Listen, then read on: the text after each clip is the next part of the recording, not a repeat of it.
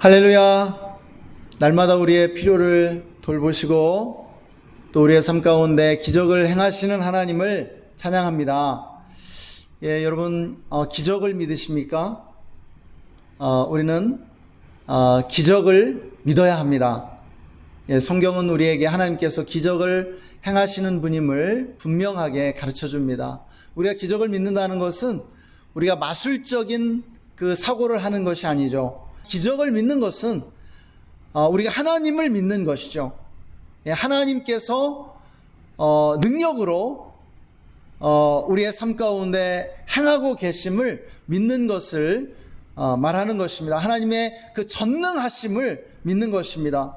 또한 우리가 기적을 구할 때, 기적이 우리의 삶 가운데 일어날 때, 그 마술처럼 아무 대가도 치르지 않고 그 기적이 일어나는 것이 아니죠. 기적이 일어날 때는 반드시 우리의 희생이라고 하는 그러한 순종이 반드시 필요하다고 하는 그러한 사실입니다. 오늘 저는 사무엘상에 나오는 그 요나단의 이야기를 통해서 정말 그 하나님의 역사를 체험하는 그러한 믿음이 무엇인지에 대해서 함께 나누기를 원합니다. 사무엘상 14장 오늘 본문에 나오는 이 요나단은 사울의 첫째 아들이었죠. 그는 또한 다윗의 절친한 그러한 친구이기도 했습니다. 그는 이 사무엘상 14장에 의하면 용맹스러운 장수였고 믿음의 사람이었음을 우리는 알게 됩니다. 요나단의 삶 전체가 그러한 믿음의 삶이었죠. 그래서 성경에 많은 인물들이 나오지만 특별히 이 요나단이 예수님의 예표로 그렇게 여겨지는 그러한 성경의 위인입니다. 그는 나중에 다윗이 왕이 되도록 용기를 주고 격려한 그러한 다윗에게는 정말 둘도 없는 그러한 은인이었습니다. 그가 사울의 첫째 아들로서 당연히 왕이 되어야 했지만 그는 다윗에게 왕위를 기꺼이 양보하죠. 이것도 믿음의 행위였습니다. 요나단은 다윗이 등장하기 이전에 이제 이스라엘이 블레셋에게 이렇게 공격을 받게 되는데요. 이 블레셋의 공격을 물리치고 이스라엘 민족을 구원하는 그러한 영웅적인 행동을 하게 됩니다. 사무엘상 14장이 요나단의 그러한 활약을 보여주는 장이라고 할 수 있는 것이죠. 사울이 왕이 된 지 얼마 되지 않은 시점이었습니다.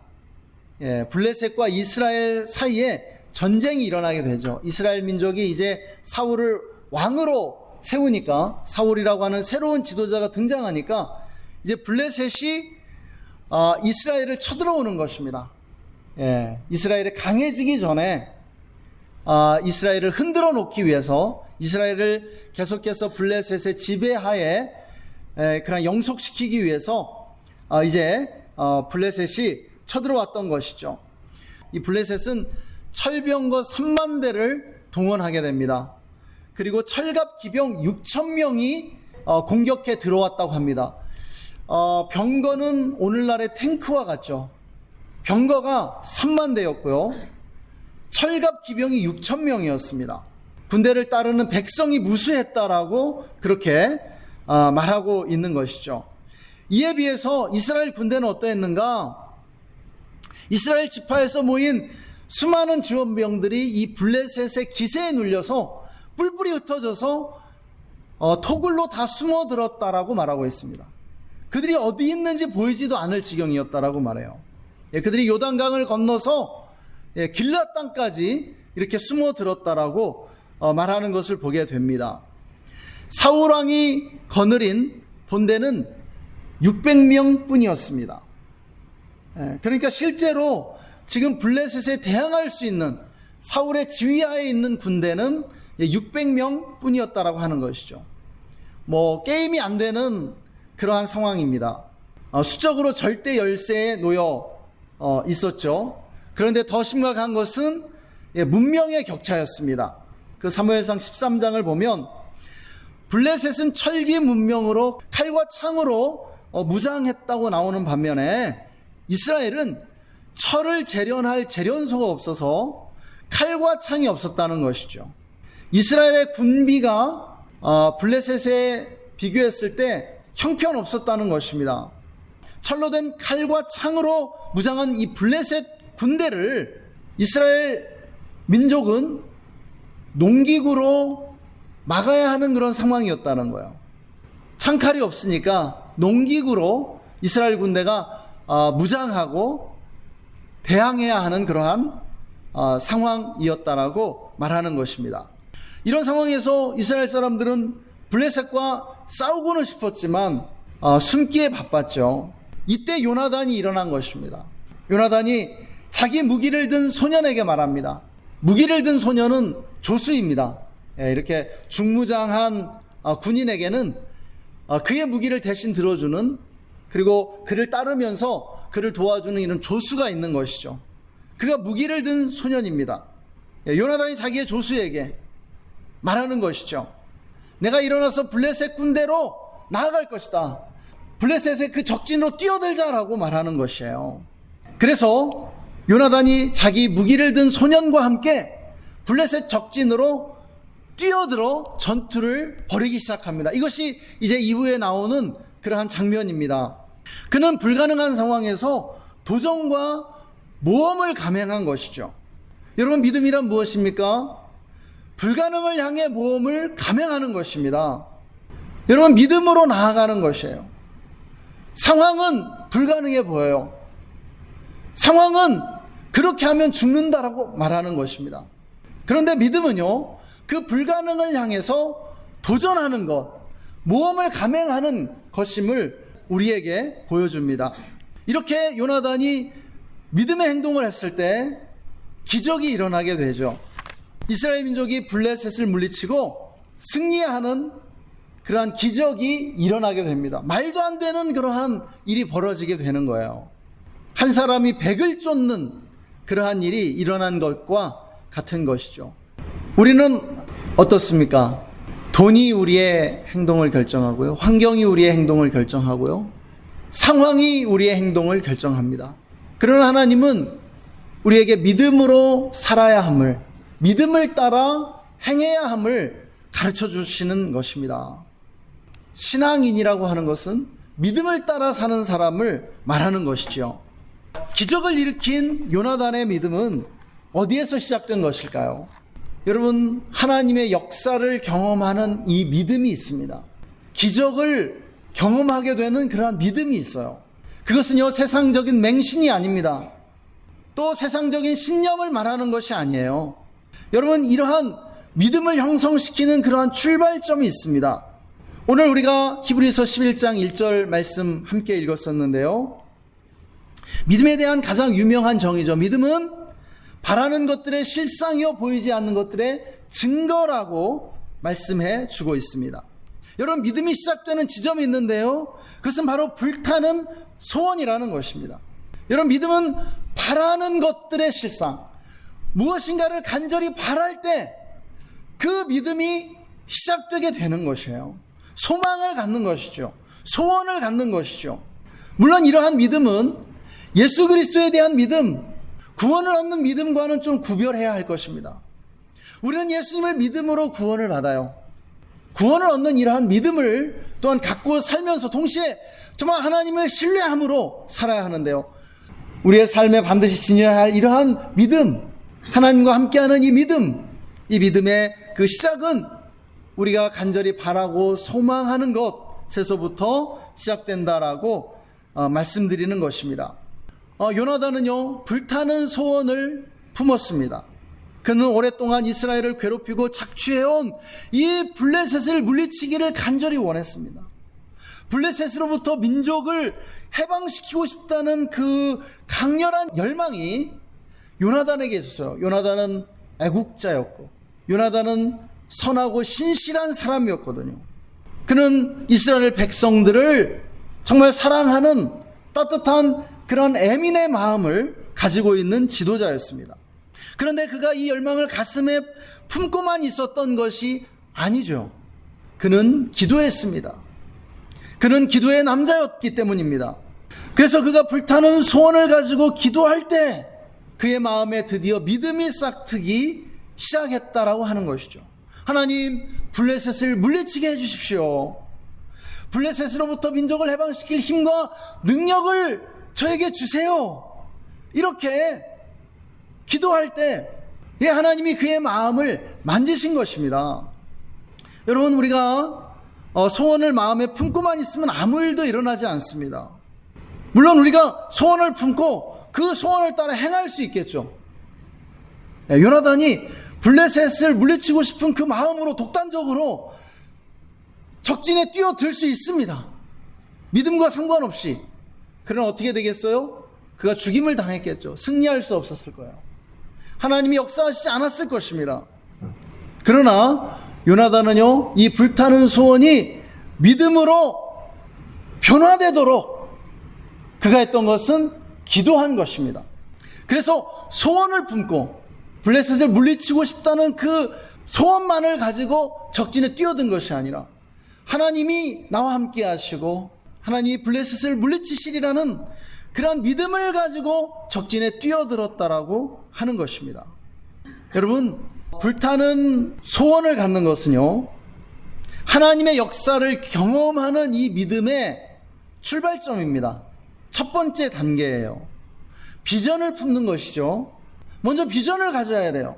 이 비전이 바로 불타는 소원이라는 것입니다. 그런데 그 비전이 하나님의 뜻과 일치될 때 여러분, 하나님의 그 역사를 우리가 기대할 수 있게 됩니다. 하나님의 역사를 경험하는 믿음으로 이제 변화되게 되는 것이에요. 이러한 비전을 가지고 다음 단계로 나아가는 것이죠. 그것이 기도입니다. 여러분, 비전을 품고 불타는 소원을 품고 기도할 때 하나님의 역사가 일어나기 시작합니다. 여러분, 비전과 하나님의 역사, 그 비전을 성취해 주시는 역사를 이어주는 징검다리가 뭐예요? 기도라는 것이죠. 이제 기도 가운데 믿음이 자라나기 시작합니다. 여러분, 우리가 기도할 때 이제 이 믿음의 세 번째 단계로 나아가게 됩니다. 첫 번째 단계가 불타는 소원, 비전을 품는 것, 그리고 그 다음이 기도였죠. 그런데 이렇게 기도하기 시작할 때 하나님이 우리를 그 다음 단계로 이렇게 인도해 주세요. 하나님의 음성을 들려주시는 것이죠. 로마서 10장 17절은 이렇게 말씀합니다. 그러므로 믿음은 들음에서 나며 들음은 그리스도의 말씀으로 말미암았느니라. 할렐루야. 여러분, 믿으십니까? 여러분, 믿음은 그냥 생기는 것이 아닙니다. 믿음은 반드시 들음에서 나오게 되어 있는 것이에요. 여기서 들음은요, 그리스도의 말씀과 일치합니다. 그리스도의 말씀과 성경의 말씀과 일치하는 하나님의 음성이에요. 하나님은요, 우리가 기도할 때 하나님의 뜻대로 기도할 때요, 우리에게 그분의 음성을 들려주십니다. 그분의 뜻을 말씀해 주시는 것이에요. 그러면서 우리의 믿음이 형성이 됩니다. 믿음이 점점 강해지는 것이죠. 요나단이 기도할 때도 마찬가지였습니다. 그는 기도할 때 하나님의 음성을 듣게 되고요, 인도함을 받게 됩니다. 그의 행동을 묘사해주는 성경 말씀만을 봐도 우리가 그것을 알 수 있어요. 자기의 무기를 든 자에게 말하죠. 자, 우리가 일어나 블레셋에게로 나아가자. 내가 블레셋 군대를 부를 텐데 그들이 내려오지 않고 나를 불러 올리면 하나님이 우리의 손에 붙여주시는 것이다. 이것이 징조다라고 말합니다. 그는요, 기도 가운데 벌써 하나님의 그 음성을 들었어요. 여러분, 블레셋 군대는 고지대를 점령하고 있어요. 여러분, 높은 데서 아래로 이렇게 진격해 오면은 그 기세가 대단합니다. 막아내기가 힘들어요. 그런데요, 블레셋 군대가 유리한 고지에서 그리고 많은 병력인데도 내려오지 않겠다라고 말해요. 야, 올라와 봐 라고 말합니다. 요나단은 그것을 사인으로 받아들입니다. 하나님이 주시는 표적으로 받아들여요. 여러분, 처음에 요나단이 하나님의 음성을 들었을 때 그 음성은 마음의 세미한 음성이었고요. 생각의 형태로 주어진 말씀이었습니다. 이것이 자기 생각인지 하나님 음성인지 애매했죠. 그러나 기도할수록 그 세미한 음성을 붙들기 시작했습니다. 그러면서 믿음이 강해졌습니다. 이 단계에서 여러분 믿음은 하나님의 역사를 경험할 준비가 되었다고 할 수 있겠습니다. 여러분 기억하세요. 우리가 기도하면서 하나님의 음성을 들어야 합니다. 믿음을 갖는 것에 굉장히 중요한 빼놓을 수 없는 단계라고 하는 것이죠. 드디어 요나단은 믿음으로 행합니다. 요나단은 무기든 자와 함께 호롤단신이나 마찬가지로 적진에 뛰어들죠. 블레셋 그 어마어마한 그 군대, 칼은 요나단 혼자 가지고 있었습니다. 블레셋 군대는 창칼로 무장하고 있었고요. 야고보서는 행함이 없는 믿음은 죽은 믿음이라고 말씀해주고 있죠. 만약에 요나단이 이 믿음으로 행하지 않았으면, 믿음으로 불가능을 향해 모험을 감행하지 않았으면요, 역사는 일어나지 않습니다. 이스라엘은 구원받지 못하고요, 블레셋에 패배할 수밖에 없었다는 것이죠. 사울 왕조도 무너질 수밖에 없었겠죠. 그러나 요나단이 믿음으로 행했을 때 하나님이 역사하시고 승리의 기적을 베풀어 주십니다. 그는 하나님의 인도를 받기 위해 징조를 구했죠. 그가 구한 대로 무기를 든 소년이 요나단과 함께 해주겠다고, 나도 죽음을 불사하고 내가 죽을 확률 95%가 넘지만 내가 당신을 따르겠다라고 결단해 주고요, 블레셋 군대가 위에서 아래로 공격하는 대신에 자기들이 있는 고지대로 올라오라고 그렇게 오만한 말을 합니다. 그가 기도한 대로 착착 진행되자 요나단은 머뭇거리지 않고 단호하게 행동을 개시하죠. 그 비탈진 바위산을 손과 발로 기어 올라갔다라고 말합니다. 그리고 블레셋 군대에 돌진하죠. 그때 놀라운 일이 일어납니다. 어떤 일입니까? 승리의 불꽃이 튀기 시작한 것이에요. 승리의 불꽃이 이렇게 튀기 시작했는데, 그것이 그 불이 활활 타오르기 시작합니다. 그 모습을 지켜본 이스라엘 군대가 곳곳에서 결집하면서 공격을 시도하기 시작하고요, 블레셋 군대에 이렇게 끌려온 그리고 용병으로 참여하고 있던 히브리 사람들이 요나단 편으로 돌아서서 블레셋 군대와 싸우기 시작하는 것입니다. 결국 그날 대승을 거두고 요나단은 민족을 구원한 그런 영웅으로 등장합니다. 이처럼 우리는 이 믿음의 4단계를 거쳐서 하나님의 역사를 경험하게 되는 것입니다. 정리하면 먼저 불타는 소원, 비전을 품어야 하고요, 그 다음에 그 소원을 품고 간절히 기도하는 것입니다. 이 두 번째 단계를 거치면서 세 번째 단계로 나아가게 되는데요, 기도하는 가운데 하나님의 음성을 듣고 이 불타는 소원이 믿음으로 변화된다는 사실입니다. 그리고 마지막으로 그 믿음으로 행하는 것입니다. 믿음이 행함으로 드러날 때 하나님의 역사가 나타난다는 것이죠. 여러분, 이 믿음의 4단계를 항상 기억하시고 우리가 믿음으로 살아갈 수 있기를 소원합니다. 소원을 품고 기도하며 하나님의 음성을 듣고 행하는 것이에요. 우리가 내 생각에 옳은 대로, 내 마음대로 행하는 것은 신앙인의 삶도 아니고요, 하나님의 축복을 경험하는 삶도 아닙니다. 그것은 세상적인 삶인 것이죠. 오늘날의 과학적 사고는 500년 전에 겨우 형성되기 시작했습니다. 이 과학적 사고는 하나님과 기적을 우리의 사고에서 자꾸 몰아냅니다. 기적을 믿지 않고요, 하나님의 역사를 믿지 않아요. 우리가 기적을 믿고 또 불가능을 향해서 모험을 감행하려고 하면 그것은 맹신이고 미신이라고 그렇게 생각하게끔 만듭니다. 여러분, 우리가 얼마나 이 세상의 사고방식에 세뇌되어 있는지 우리가 알아야 합니다. 우리는 믿음으로 살도록 부르심 받았습니다. 돈이나 환경이나 여건이나 또 우리의 합리적인 그러한 생각을 의지해서 살지 말고 믿음을 따라 살기를 원합니다. 믿음으로 살아갈 때 우리는 하나님께 영광 돌리고 우리를 향한 하나님의 뜻을 이루어가게 될 줄로 믿습니다. 할렐루야. 우리 시간 함께 기도하시겠습니다.